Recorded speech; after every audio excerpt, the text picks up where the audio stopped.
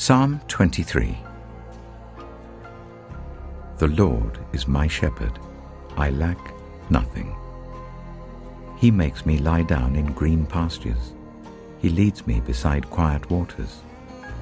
He refreshes my soul. He guides me along the right paths for his name's sake.